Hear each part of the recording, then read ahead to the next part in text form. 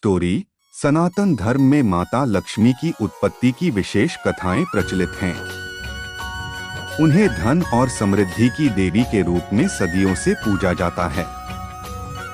आइए जानें माता लक्ष्मी का जन्म कहां से हुआ है। हिंदू धर्म में माता लक्ष्मी को धन, समृद्धि और सौभाग्य की देवी के रूप में पूजा जाता है। ऐसी मान्यता है कि यदि माता लक्ष्मी किसी से नाराज हो जाती हैं, तो उसकी सुख समृद्धि खत्म होने लगती है। शास्त्रों में माता लक्ष्मी को लेकर न जाने कितनी बातें प्रचलित हैं। लेकिन क्या आप जानते हैं माता लक्ष्मी की उत्पत्ति कहां से हुई और उनके जन्म की कहानी क्या है? हिंदू पौराणिक कथाओं में उनके जन्म को लेकर बहुत सी बातें प्रचलित हैं। इस बात को विस्तार से जानने के लिए कि माता लक्ष्मी की उत्पत्ति कहां से हुई है, हमने ज्योतिर्विद पर रमेश भोजराज द्विवेदी जी से बात की। आइए जानें माता लक्ष्मी की उत्पत्ति से जुड़ी कुछ बातें। कुछ हिंदू पौराणिक कथाओं के अनुसार लक्ष्मी की उत्पत्ति की कहानी के कई अलग अलग संस्करण हैं और यह हमेशा कई अविश्वसनीय तत्वों से अलंकृत है। एक पौराणिक कथा के अनुसार माता लक्ष्मी की कहानी ऋषि दुर्वासा और भगवान इंद्र के बीच मुलाकात से शुरू होती है। एक बार ऋषि दुर्वासा बहुत सम्मान के साथ इंद्र को फूलों की माला भेंट करते हैं। भगवान इंद्र फूल लेते हैं और विनम्रतापूर्वक उन्हें अपने गले में डालने के बजाय वह माला को अपने हाथी ऐरावत के माथे पर रख देते हैं। हाथी माला लेकर पृथ्वी पर फेंक देता है। दुर्वासा अपने उपहार के इस अपमानजनक व्यवहार पर क्रोधित हो जाते हैं और दुर्वासा ने भगवान इंद्र को श्राप देते हुए कहा कि जिस तरह उन्होंने अपने अत्यधिक अभिमान में माला को जमीन पर फेंक कर बर्बाद कर दिया, उसी तरह उनका राज्य भी बर्बाद हो जाएगा। दुर्वासा चले जाते हैं और इंद्र अपने घर लौट आते हैं। दुर्वासा के श्राप के बाद इंद्र की नगरी में परिवर्तन होने लगते हैं। देवता और लोग अपनी शक्ति और ऊर्जा खो देते हैं। सभी वनस्पति उत्पाद और पौधे मरने लगते हैं। मनुष्य दान करना बंद कर देते हैं। मन भ्रष्ट हो जाता है और सभी की इच्छाएं बेकाबू हो जाती हैं। उस समय देवताओं और दैत्यों ने अमृत के लिए समुद्र मंथन की कथा का आग्रह किया।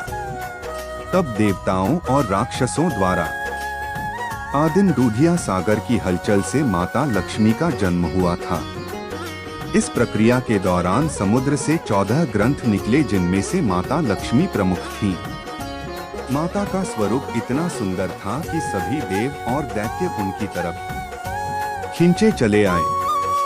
ऐसे में दैत्यों ने भी उन्हें पाने की चेष्टा की और माता ने स्वयं की सुरक्षा के लिए खुद को पालनहार भगवान विष्णु को सौंप दिया। उसी समय से लक्ष्मी जी भगवान विष्णु के साथ उनकी अर्धांगिनी के रूप में विराजमान हैं।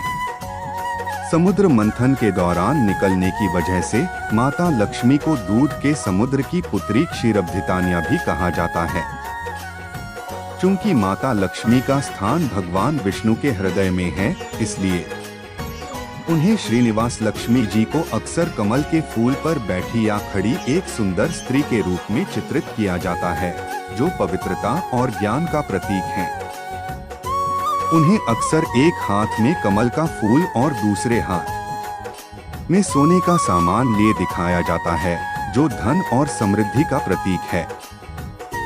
हिंदू धर्म में लक्ष्मी को धन और सौभाग्य की देवी के रूप में पूजा जाता है और उन्हें अपने भक्तों के लिए समृद्धि, सफलता और खुशी लाने वाली देवी माना जाता है।